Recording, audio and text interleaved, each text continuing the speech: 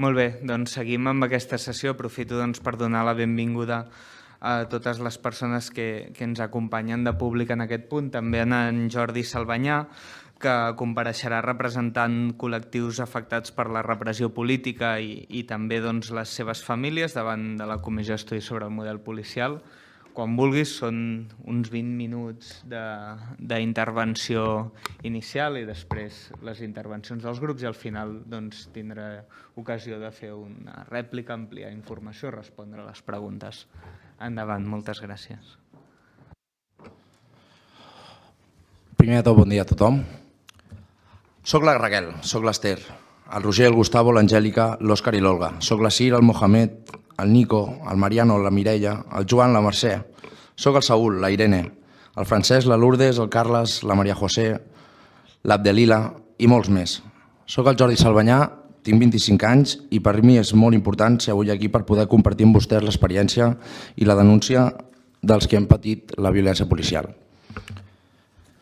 Sabem que aquesta comissió vostès en trauran les bases per construir una futura llei de policia de Catalunya i nosaltres com a afectades volíem dir-los que més enllà dels debats tècnics i acadèmics cal que com a institució es dediquin tots els esforços perquè mai més ningú torni a viure el que hem viscut nosaltres.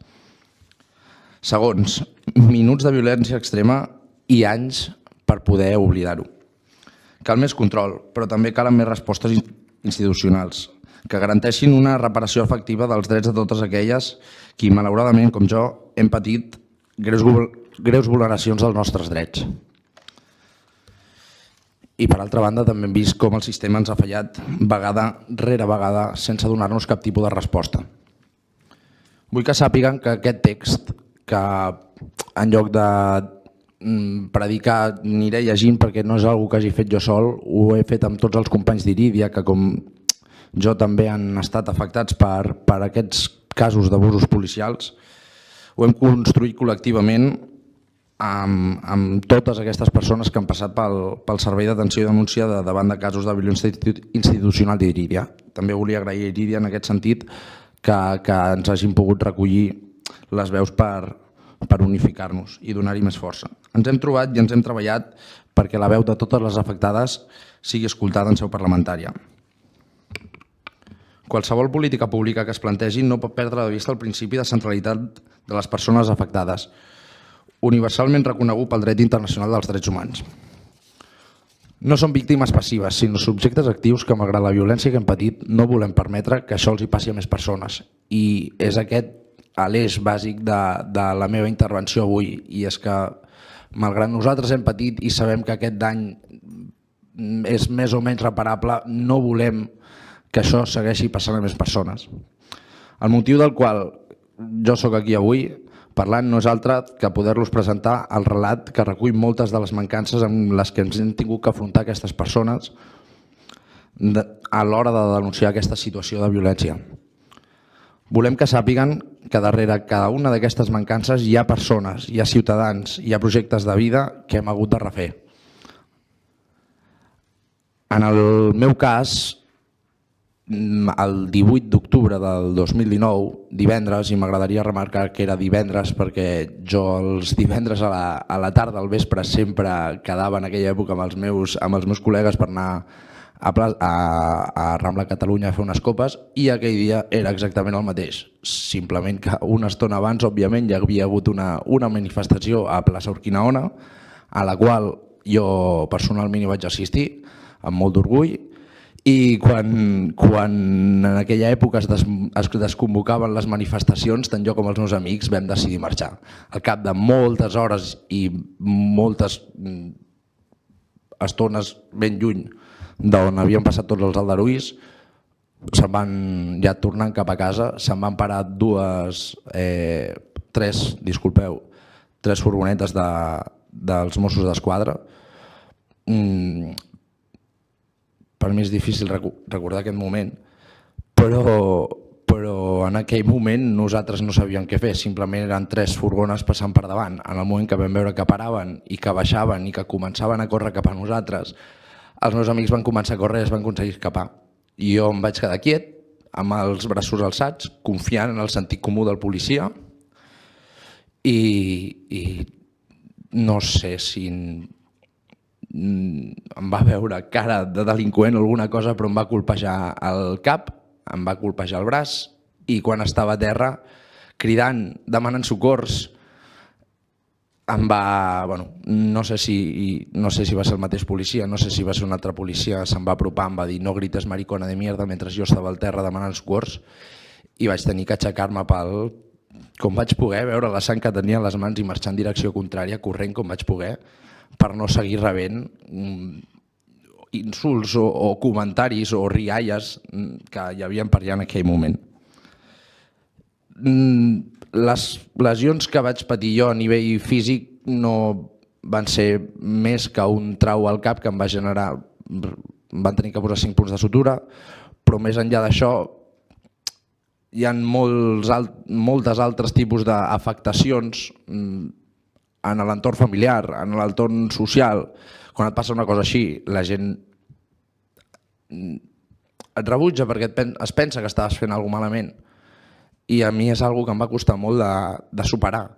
Com veure que la gent del meu entorn, que inclús el meu pare, segur que estaries fent alguna cosa, segur que l'estaves liant. No havia fet absolutament res, ni aquell dia ni aquelles setmanes. Res de res, perquè l'educació que em va donar el meu pare i la meva mare és de respectar la feina que fa la gent. I jo, malgrat estigués en desacord de tot el que feia no la policia, sinó en desacord de què estava passant al carrer aquells dies, mai he intentat impedir res. I sempre, amb el pacifisme per bandera, ens hem anat a manifestar tant jo com els meus amics que aquell dia vam patir aquella agressió. Com vostès ja saben, l'ús del bastó policial de dalt a baix contra les zones vitals del cos humà, com ara el cap, és totalment contrari als protocols d'ús de força, ja que es pot arribar a atemptar contra el dret de la vida i a la integritat física de les persones. Per sort, una veïna ho va gravar tot. Vostès mateixos ho podran veure ara mateix. Els adverteixo que les imatges poden ferir alguna sensibilitat, però no sé alguna millor manera de que us apropeu una mica al que vaig sentir jo en aquells moments.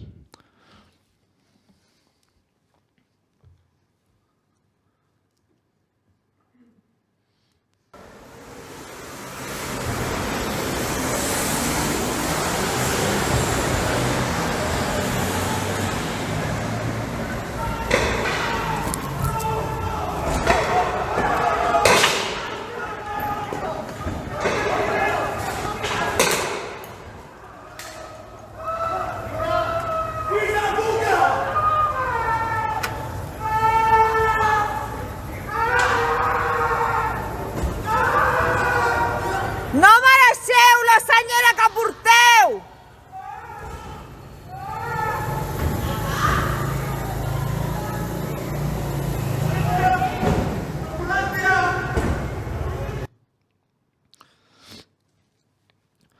Malgrat totes aquestes afectacions i haver aconseguit denunciar el meu cas, els jutjats van decidir arxivar la investigació per no poder identificar l'agent concret que em va causar aquestes ferides. Això, malgrat si es va poder establir quins agents viatjaven a les 3 furgonetes que formaven part de l'operatiu que em van ferir, tampoc hem tingut constància de que cap d'ells hagi estat sancionat. A partir del meu cas, els vull exposar 3 elements principals que han fallat als mecanismes de control actuals. El primer és la manca d'investigació judicial efectiva i les deficiències del sistema judicial penal a l'hora d'investigar aquest tipus de casos. I és que mentre a l'octubre del 2019 vaig patir un cas de violència policial per part dels Mossos d'Esquadra, l'any 2021 vaig patir aquesta vegada les conseqüències de la impunitat d'aquestes accions en els jutjats. En aquest sentit és molt important tenir clar el rol del Ministeri Fiscal. Si jo no m'hagués personat com a acusació particular i amb l'esforç i el desgast emocional que això ja no només em va suposar a mi, sinó també a la meva família, que van ser els que em van animar a apropar-me a Irídia a denunciar el cas, tot això hagués quedat sense cap tipus de veu, tot això hagués quedat en la meva memòria i ningú mai hagués pogut intentar fer alguna cosa al respecte. A més, recordo també que el meu cas s'acaba arxivant perquè, malgrat el comandament i els 20 agents que formaven cas del dispositiu van ser identificats, cap d'ells va poder reconèixer la identitat de qui em va apropitar els cops i qui em va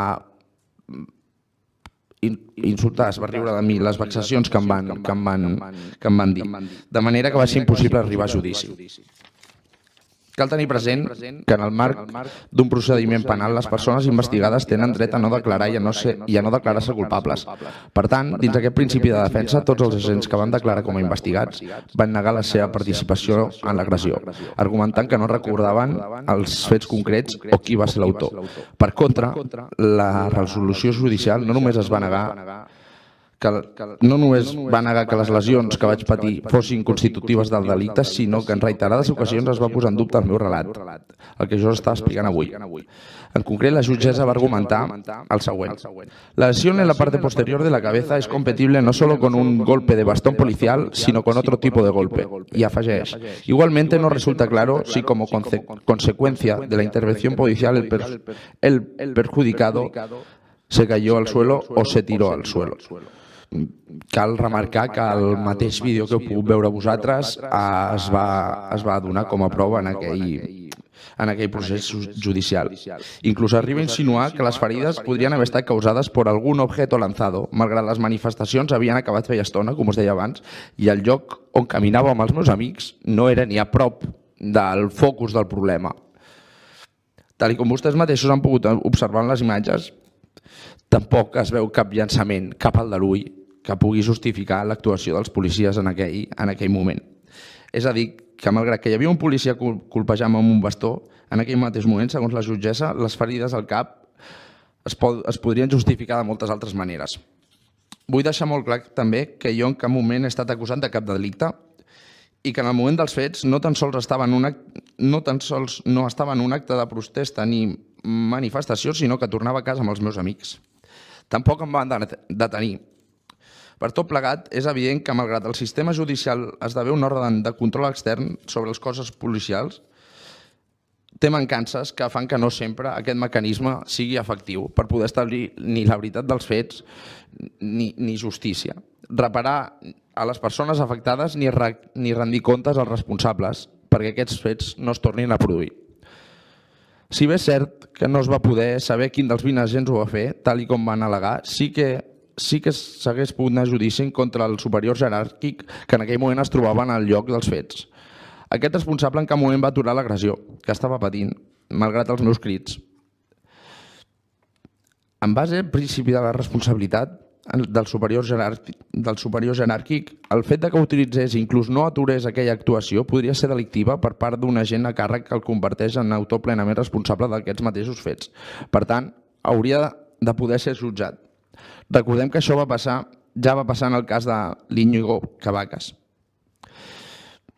No m'agrada comparar en aquest tipus de cas, però és així. Tot i haver-ho defensat així, l'Audiència Provincial de Barcelona també va denegar aquesta possibilitat. En tercer lloc, no només vull evidenciar les mancances dels actuals mecanismes de control externs, sinó també dels interns. Fins on hem tingut coneixement, tot el procediment, la Divisió d'Afers Interns del Cos de Mossos d'Esquadra es va limitar exclusivament a respondre el que li va sol·licitar els jutjats. No van tenir cap tipus d'iniciativa. D'aquesta manera, el que vam poder conèixer, per exemple, quina era la composició de l'operatiu. Tot i així, no tenim constància de qui hagi dut a terme cap investigació interna efectiva i exhaustiva dels fets denunciats, ni que s'hagi obert cap expedient sancionador a cap dels agents que hi havia en aquell moment. Sí que hi ha una cosa que ens costa d'afrontar moltes de les que hem patit violència policial i és la impunitat del que hem viscut. Com deia a l'inici, per preparar aquesta compareixença m'he recolzat en molts companys i companyes que han passat situacions semblants o pitjors que la meva i volem compartir algunes idees. L'impacte de les lesions que hem patit també té seqüeles psicològiques que costen molt de superar. Primer has d'acceptar com a persona que aquest impacte l'has rebut i has viscut tu mateix. En la recuperació emocional et sents vulnerable, perdut. Una de les raons és que el sistema no està pensat per atendre aquest tipus de persones. No teníem recolzament enlloc. Durant els primers mesos, després de l'agressió, ens costa molt compartir l'experiència viscuda, és el que us deia abans. Al nostre voltant, almenys en el meu voltant, la gent no volia creure el que havia passat, sinó que posaven en dubte la meva història. A més, No vols tancar-te en un rol de víctima, no et vols encasellar tampoc en aquest rol. Per això, entrar en un procés d'acceptació del que t'ha passat és dur. És algo que no esperes, que passa en un segon i que, com he dit abans, tardes molt temps en oblidar. Si a més decideixes denunciar el cas, el sistema judicial et revictimitza, perquè es crea un desequilibri entre l'objectivitat de les proves que has de presentar per demostrar els fets de l'agressió tal i com exigeix el sistema i el relat dels fets de qui ha patit l'agressió. Malgrat el dolor com a acusació, tens tot el pes de demostrar que el dolor que has viscut és real, que la institucionalitat que suposadament t'havia de protegir és qui t'ha agredit. Això fa que l'impacte que rep l'afectat o l'afectada no sigui proporcional a la durada del procés de recuperació. Intentar entendre la violència policial que has patit forma part del procés de recuperació personal i de tancament emocional. Un element clau per a les persones afectades és el que ens ha passat com a causa col·lectiva, sobretot gràcies a Irídia una altra vegada. Poder trobar gent que has passat per la mateixa situació ajuda, però no és tot el necessari per tancar la ferida. La violència institucional anteposa la ràbia i l'odi davant del diàleg, la solidaritat, la humanitat i l'empatia. Hi ha un desequilibri provocat per l'abús de poder que no contempla la part emocional i la vulneració de drets fonamentals. I això és més propi de règims autoritaris que de societats que es fan dir democràtiques. Quan els cossos de seguretat actuen així i no hi ha cap tipus d'investigació i sanció, la impunitat no només transmet un missatge. Aquest fet es pot tornar a repetir. Un altre punt a tenir en compte és que sovint la institucionalitat, amb tots els mitjans i altaveus dels quals disposa, qüestiona el relat de la persona afectada. En comptes d'admetre els fets, envia el missatge de que la bona imatge de les institucions està per sobre de la nostra pròpia dignitat. El sentiment, després d'haver patit aquest acte de violència extrem, és que t'has d'afrontar a una institucionalitat que et revictimitza i et nega.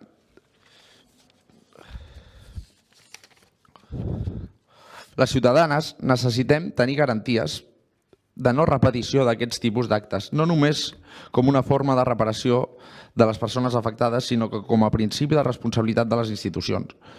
Volem que no passi a ningú més i per això treballar de forma preventiva i alhora reparadora s'ha de destinar els mitjans necessaris per controlar i sancionar els responsables de les males praxis i garantir la justícia que ens mereixem. Cal compromís, voluntat política i institucional perquè no li torni a passar a ningú més.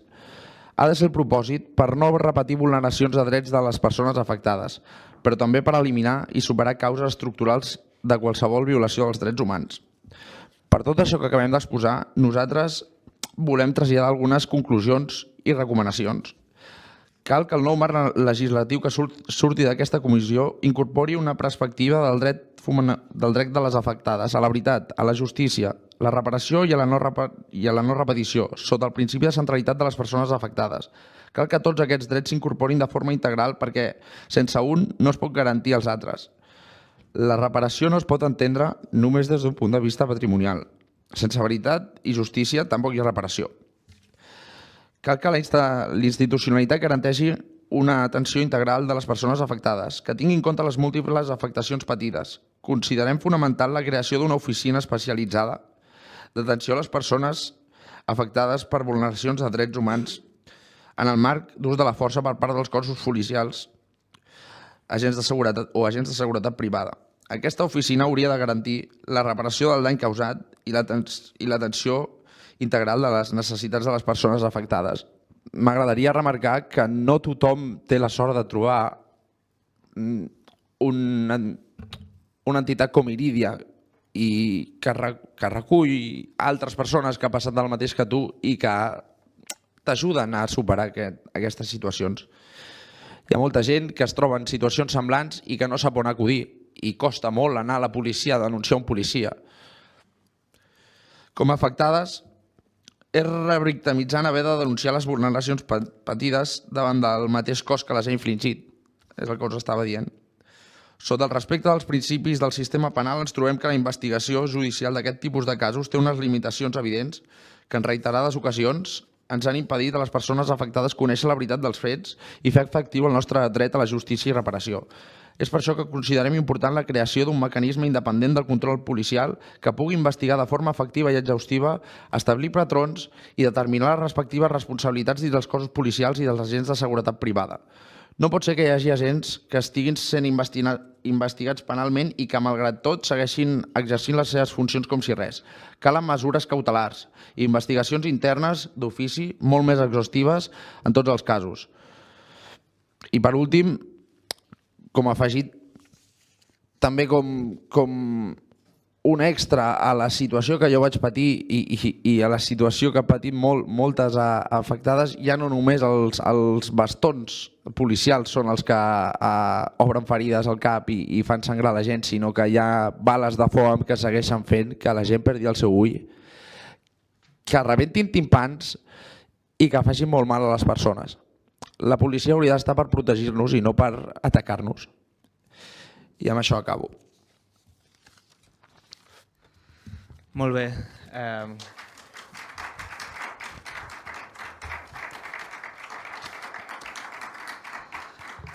Moltes gràcies, senyor Salvanyà. Gràcies, Jordi, també pel coratge i la valentia d'explicar aquesta situació personal en seu parlamentària. Ara anirem al que són les intervencions dels grups, de 3 minuts per grup, començant pel grup del Partit dels Socialistes de Catalunya Units per Avançar, el conseller Ramon Espadaler. Endavant. Diputat, senyor president. No, simplement per agrair un testimoni que certament humanament i personalment no ha estat fàcil i manifestar que no tenim cap pregunta a fer. Gràcies. Molt bé. I després passaríem al grup parlamentari de Vox, el senyor Sergio Macián. Gràcies, president. Yo, señor Jordi, ¿verdad? Yo lamento profundamente las circunstancias personales de usted. Yo, si ha habido una mala praxis policial, soy el primero que la voy a condenar, siempre. Pero por lo mismo le digo que creo que el modelo policial no lo puede determinar un caso concreto como el de usted, porque al igual que el 18 de octubre usted sufrió esa supuesta agresión, que yo no he visto las circunstancias en global, pero no tengo por qué dudar de su palabra, ese mismo día un policía nacional, el 18 de octubre del 2019, sufrió un grave traumatismo craneoencefálico severo por un rodamiento que es un arma, es decir, lanzado con un tirachinas, que es un arma ilegal y que bueno, tuvo que ser entubado con complicaciones respiratorias. Es decir, que aquellos fueron tiempos muy complicados donde no se respetó a nuestro juicio la legalidad y donde no se respetaron las resoluciones judiciales, en concreto la sentencia del procés que motivó pues, estas algaradas, estos disturbios que quizá provocaron puntualmente algún exceso, pero que en realidad, desde luego, las unidades de orden público tuvieron que actuar y poner orden. Entre otras cosas, por ejemplo, para evitar que Tsunami Democrático, en fin, tomara el aeropuerto o al revés, para intentar hacer que no tomara el aeropuerto y otras circunstancias que se produjeron. Es decir, que las circunstancias fueron muy complicadas, pudo haber una mala praxis policial que desde luego yo voy a condenar y mi grupo parlamentario también, y solo puedo desearle una pronta recuperación en todos los aspectos. Muchas gracias. I ara el següent grup parlamentari correspon a la CUP Un Nou Cicle per Guanyar, la diputada Dolors Sabater. Hola, moltes gràcies. Gràcies per la paraula i gràcies per tota la intervenció. Crec que és un fet concret que demostra moltes coses, no? De les que se'n poden treure moltíssimes coses i entre elles una qüestió que sempre se'ns qüestiona i és que, i ho has dit molt bé, que de vegades és la policia la que genera la inseguretat, no?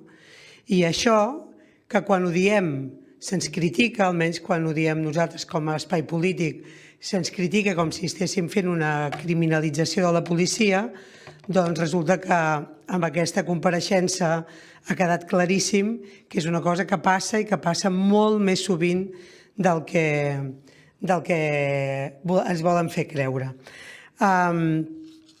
Jo ara, més que sí que faré alguna pregunta, em faria consideracions, perquè crec que aquí s'hi ajunten moltíssimes coses, no? Has denunciat la falta o sigui, tots els mecanismes de control que van fallar, entre els quals la dificultat per identificar els agents, el fet que hi ha un estat d'opinió que considera que això alguna cosa hauràs fet, no? Vull dir, per tant, crec que s'ha posat elements molt importants. Jo sí que et voldria preguntar si hi ha alguna quantificació de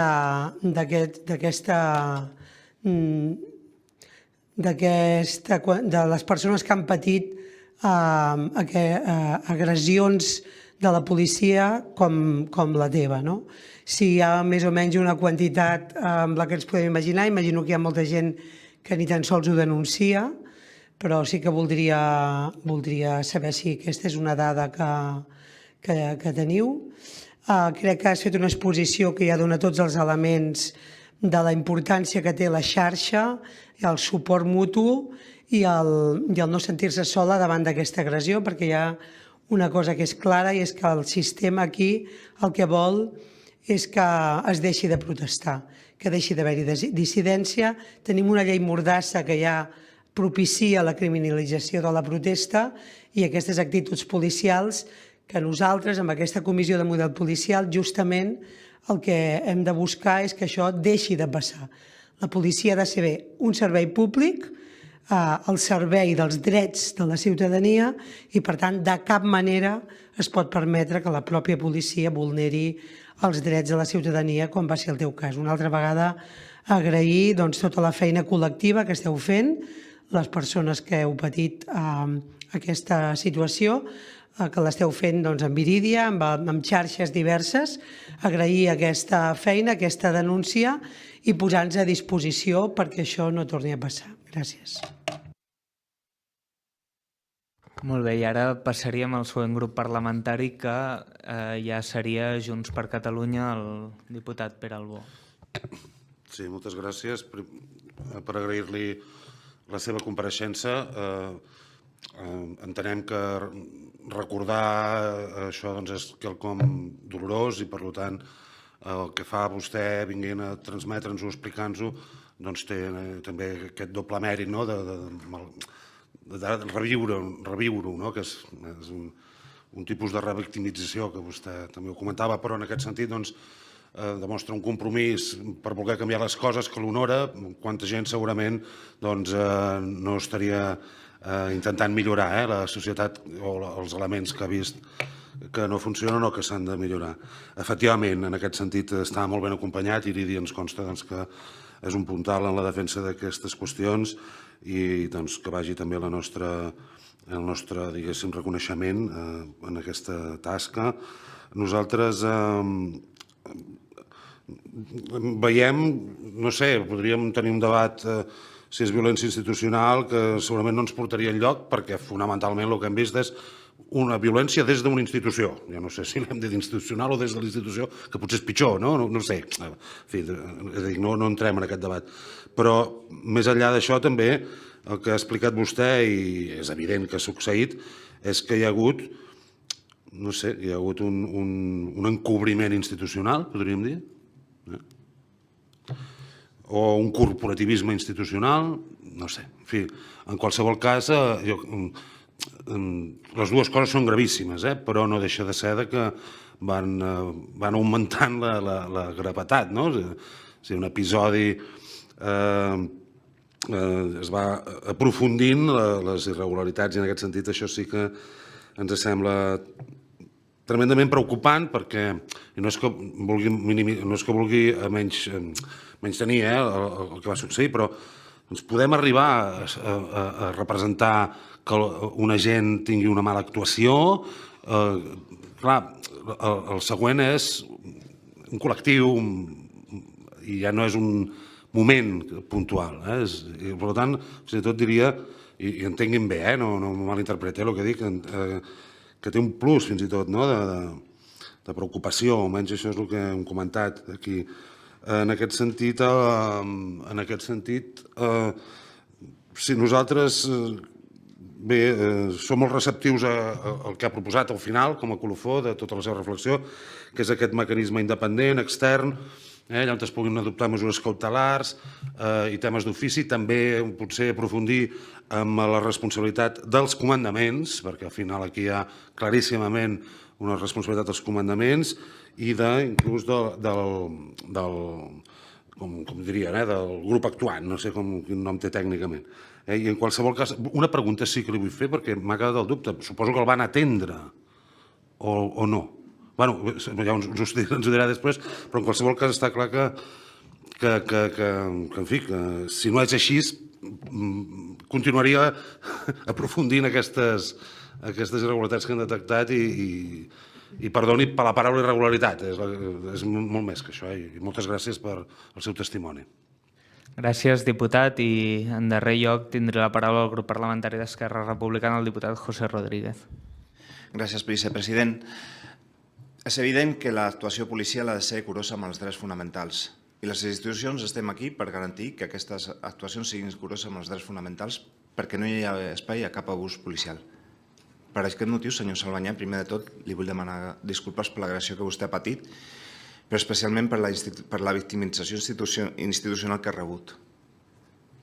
Això és un fracàs d'aquest Parlament, és un fracàs de les institucions.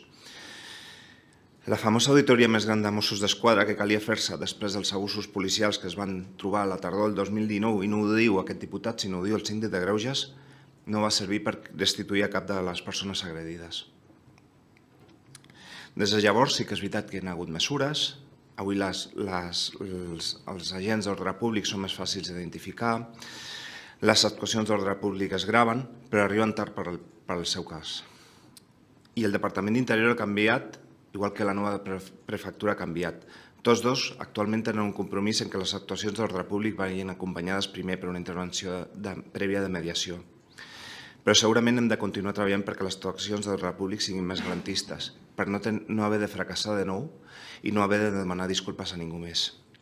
Senyor Salvanyà, li torno a retirar les nostres disculpes com a Parlament per no haver establit els mecanismes per evitar l'abús i creiem que aquesta comissió ha de servir per evitar casos com el de vostè. Moltes gràcies.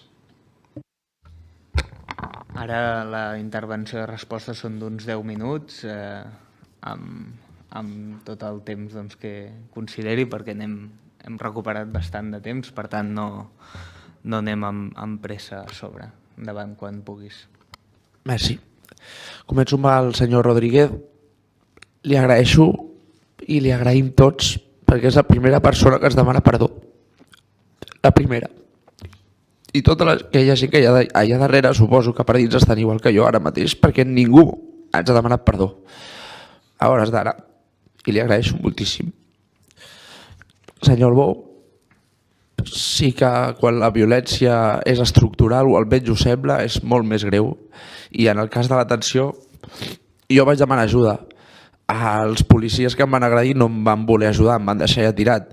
Vaig aixecar-me, vaig córrer fins al carrer del costat, vaig començar a trucar ambulàncies, el 112 estava patat de gent que havia patit alguna lesió, alguna agressió, i no em van atendre. Vaig tenir que tornar amb taxi a casa meva i els meus pares em van portar a la Tecnon. A Dolors sí que hi ha una quantificació i els companys d'Irídia ja m'han puntualitzat. Jo anava a dir desenes, més de 50, són 62 casos els que s'han personat, almenys a Irídia, amb situacions semblants. Hi ha molts més que no coneixen Irídia o institucions que puguin fer el mateix.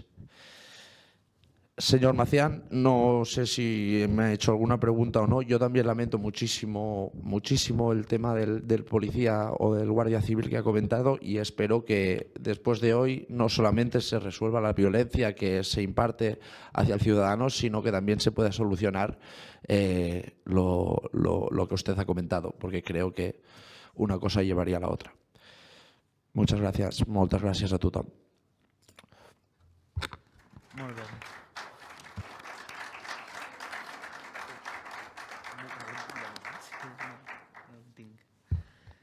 De nou, moltes gràcies i ara buscarem mocadors.